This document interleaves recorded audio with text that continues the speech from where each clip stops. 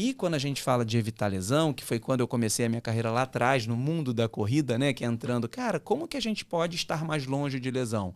Eu vendo meu desemprego. Eu falo meu desemprego nas minhas redes sociais, porque eu só falo sobre prevenção de lesão. O meu tempo todo eu falo sobre prevenção de lesão.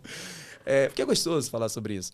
E quando você tem uma fascite plantar, e it é um sufixo de inflamação, a face não inflama, a face rompe, naturalmente ela inflama. Só que no momento que ela rompeu, ela tem uma fibrose, ela tem uma cicatriz. Essa cicatriz vai contigo até os seus 80 anos de vida. Ela não some. Você tem um tecido que reparou, um tecido que consertou. Mas é um ponto de fragilidade, é uma cola. Eu brinco que você pega lá a sua roupa, a sua bermuda elástica, bota uma gotinha de Super Bonder nela. Se você puxar, vai ver onde vai romper. Vai romper ao redor da gotinha de Super Bonder, porque é a mudança de tensão entre os tecidos. Um tecido rígido, um tecido elástico. Essa mudança, essa área periférica à fibrose, é a área sujeita a uma nova lesão. Qual o principal fator de risco para uma lesão muscular? Lesão muscular prévia naquele ponto. Qual é o principal fator de risco para uma tendinite, tendinopatia? A mesma lesão no passado. Então, acho que a gente ouvir essas histórias que eu conto, que a Raquelzinha, parceira de vocês, conta, que os médicos, os fisioterapeutas e muitos de nós, profissionais de educação física, e não precisa ser médico ou profissional de educação física, nem fisioterapeuta para isso, não. Eu acho que a gente vai aprendendo coisas ao longo da nossa vida. Vocês escutam tantas pessoas legais que, vocês não sendo da área da saúde, vocês podem dar conselhos muito legais. Você não precisa de um diploma para dar bons conselhos, você precisa de bons conteúdos para dar bons conselhos. Eu parto muito dessa premissa. Então, é ficar longe de lesão. É o principal fator. E aí, quando a gente fala ficar longe de lesão, estávamos falando sobre por que você corre. Por que você corre? Eu e o Dudu estávamos conversando aqui antes, né? Cara, correr é divertido, correr é gostoso. Será que eu preciso me preocupar em que vai dar na minha foto final, na foto dos meus stories? Qual foi o pace desse treino? Será que eu preciso gravar, ficar com o meu celular o tempo todo no meu treino? Ou será que eu preciso escutar, poxa, lá no Ibira, poxa, o barulho da trilha ali, do asfalto, do meu pé batendo no asfalto, aqui vendo a orla, ou então escutando o podcast do Tênis Certo, sabe? Relaxando ali. Eu acho que é isso. Eu acho que quando a gente começou a correr, eu tinha um propósito. E a gente não pode deixar esse propósito fugir muito pro propósito do celular. De, cara, peraí, o celular envolve o outro saber o que eu estou fazendo. Vem cá, você tá curtindo esse caminho? Então, acho que a gente reconectar com o porquê você corre, que é uma pergunta que eu faço eventualmente no consultório. Vem cá, por que você corre? Porque eu vejo que as coisas estão fugindo um pouco. E outra pergunta muito importante, qual é o peso dessa prova para você? Porque, veja, você está indo para Paris. Que dia vai ser? Vai ser no penúltimo dia ou no último dia? Dia 10. A maratona de Paris, hoje é dia 17 de junho, então, julho, então nós estamos falando daqui a 3 semanas. Cara, se você tem uma lesão, irmão, tu vai correr essa prova. Eu não vou deixar você deixar de correr uma maratona olímpica. Mas aí, é a meia maratona de São Paulo. Cara, tá lá todo ano para você. Então, o peso, ele é diferente, sabe? Que a gente vai tomar baseado na mesma lesão, na mesma pessoa. Tudo igualzinho. Eu acho que esse é um ponto super importante. E eu pergunto para as pessoas, por que você corre? Não, eu corro, cara, que minha vida, poxa, eu preciso, eu tô cuidando do meu pai que tá doente, isso aqui tá acontecendo, eu sou muito ansioso. Cara, será que você tá apertando muito o ritmo? Será que nesse momento de vida, essa intensidade que você está pondo, ela é a melhor para você? Cara, você já veio 3 vezes no consultório esse ano, nós estamos em julho.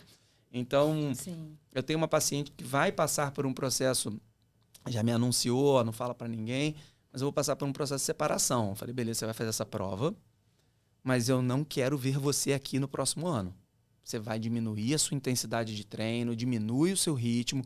Eu quero durante 1 ano, cara, treina devagar, volta a se divertir, se for necessário. Cara, conversa com o treinador e fala, cara, não vou me inscrever em prova nenhuma, esquece prova, a prova te faz mal nesse sentido. Para ela, no caso, né? Se cobra muito. Não vou fazer forte, me mandou mensagem, fui 3ª. Eu conheço algumas pessoas assim. Eu acho que já fui assim também. A gente tá falando das lesões e tal, mas a gente tá pensando assim, muito no porquê que a pessoa corre. Daí, se a gente pensar em longevidade dentro da corrida, Muitas pessoas vêm falar pra gente, não, eu quero correr até o meu último dia de vida aqui, quero correr sempre. Só que a gente vai perdendo, a nossa massa muscular vai perdendo, né? Você vê que quando você vai ficando mais velhinho, você vai ficando mais fraquinho, o braço vai ficando mais fininho, as pernas vão ficando mais fininhas e tal. E nesse ritmo que a gente está correndo, que muitas pessoas que estão escutando a gente hoje correm, prova todo final de semana, meia maratona, 2 maratonas por ano, será que a gente vai chegar até esse final da vida correndo? Ou será que a gente está encurtando cada vez que a gente coloca uma inscrição nova? Legal, perfeito.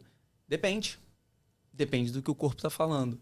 E muitas vezes quando eu atendo as pessoas lá no consultório, eu falo, olha só, eu não tô impondo nada, não. Eu só tô lendo o que seu corpo está te dizendo. Você está machucado desde fevereiro. Seu corpo está te falando desde fevereiro que ele não está aguentando o que você está fazendo com ele. Então, vamos reduzir um pouquinho, não precisa parar, mas vamos reduzir. Você só não conseguiu perceber, porque realmente os benefícios que a corrida traz são muito grandes. Mas você não conseguiu ainda, o seu corpo está te gritando todo dia. Ele está te avisando diariamente, mas você está se fingindo de surdo. E aí precisa de alguém, às vezes, fazer essa interpretação. Eu não estou sendo um vilão ali, eu estou só traduzindo.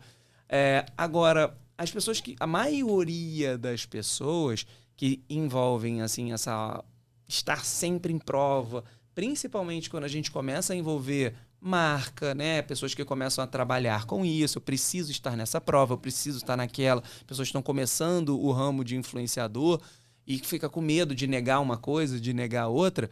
Fala, cara, cuidado com a carga que você vai impor, porque se você... Poxa, a gente fala aqui, vocês entrevistaram aí a Julinha e o Luiz, e eles fizeram uma mudança muito grande nisso na vida deles. Eles falaram, cara, esqueci a performance, eu não posso deixar, agora é meu trabalho.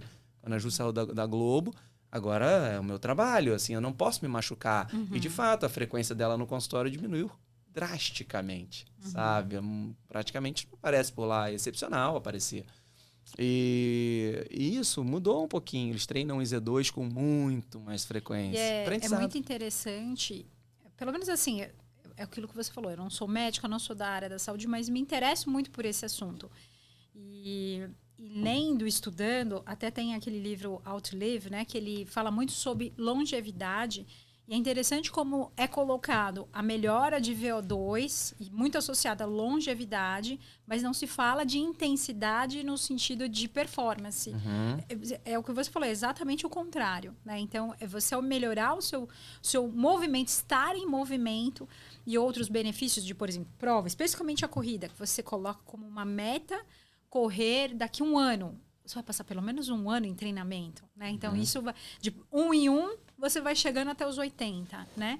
E essa questão de muito, muito ampla, porque as pessoas estão vivendo mais, mas não adianta viver sem qualidade. Não adianta você chegar com 60 e desenvolver um problema oncológico que vai te deixar de cama, né? Uhum. Que vai te deixar 20 anos acamado. Horrível, né? Sim. Então, é melhor você não viver. Fazendo uma analogia assim, tipo, você pegar um carro, se ele ficar 6.000 rotações por minuto o tempo todo, ele vai dar problema. Agora também não precisa ficar 1.000, né? Exato. O carro de Fórmula 1 não vai durar muito tempo. Um meio termo e vendo que, assim, dos 60 para os 80, que é onde todo mundo vai chegar lá, se chegar bem, né? A ideia é que você chegue nesse período muito forte porque vai dar um problema em algum momento, né? Mas que seja assim no final. Seja acabou, entendeu? Mas então agora a hype do momento é essa, né? Como você começa a cuidar 30, 40, 50, 60, 70 para chegar bem no 80. O longo prazo, finalmente as pessoas vão começar a falar, opa, eu preciso começar a cuidar das cartilagens, dos músculos, de toda essa estrutura do esqueleto todo aqui, do osso, porque lá na frente, senão isso vai... câncer, problema do coração, doença neurodegenerativa e tantas outras, né? Metabólicas. Assim, a gente perde 1% de massa muscular ao ano a partir dos 30 anos de idade. Isso é um fato. A única maneira da gente retardar isso, né, a gente desacelerar esse processo natural é através do exercício. Isso é um dado. Eu tenho um sócio que é geriatra e ele fala que... Eu falei, Rodrigo, qual a melhor data para te visitar? O envelhecimento é um projeto de longo prazo. Sim. A partir dos 30 anos, eu sou clínico, cara, afundado em geriatria. Então, esse ponto é um ponto muito importante. A clínica médica, né, quando eu estava na faculdade, em 2000, início dos anos 2000, houve um movimento, um estudo científico, não lembro, acho que foi esqueci o nome da revista, e saiu mostrando que pessoas que fazem 30 minutos de exercício aeróbico todos os dias têm redução da mortalidade. Esse foi uma mudança de paradigma e os cardiologistas têm que fazer 30 minutos de exercício, 30 minutos de exercício, que mostrou que eles morriam menos. E agora, houve uma outra mudança voltada para a sarcopenia, que é a perda de massa muscular.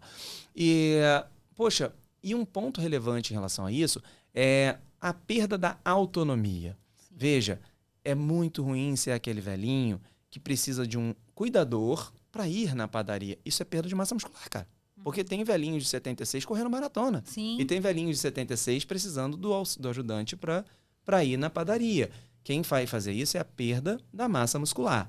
Só que a perda da massa muscular ela vem associada a outras coisas. Você inicialmente viaja para Paris, viaja para a Europa, você começa a viajar para o Brasil, viajar para perto de casa, cidade, município, quarteirões, andar em volta da quadra, casa, depressão, morte. Uhum. Então, assim, o idoso que perde a sua autonomia, ele perde a vontade de viver, porque ele fica dependente. Ninguém quer ser dependente de ninguém. Você quer pedir para alguém para te levar no banheiro? Sim. Então, isso é muito ruim do ponto de vista mental.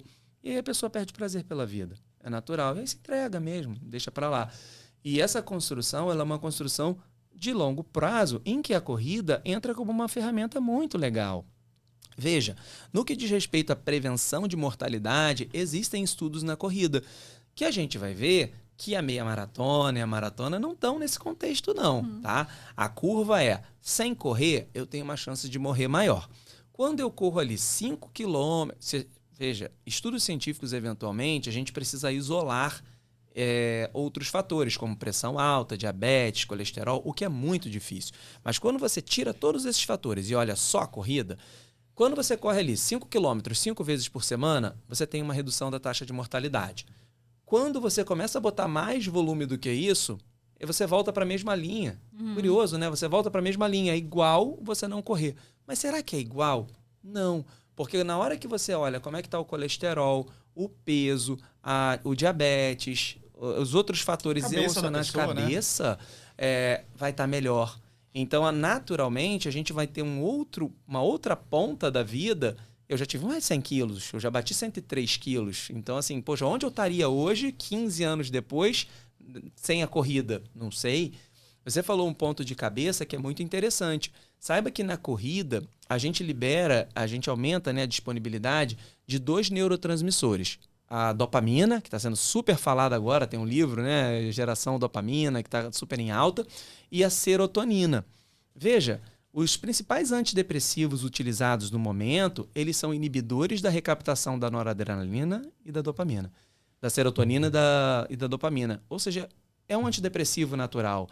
Tem um livro muito interessante chamado Running is My Therapy. Muito legal, de um editor da Runner's World lá de fora, que juntou alguns dados científicos acerca desse assunto, mostrando algumas outras coisas interessantes. Por exemplo, existe uma parte do nosso cérebro relacionada a Alzheimer. Essa parte, você tem uma proliferação de neurônios nessa região do nosso cérebro correndo. Olha que legal.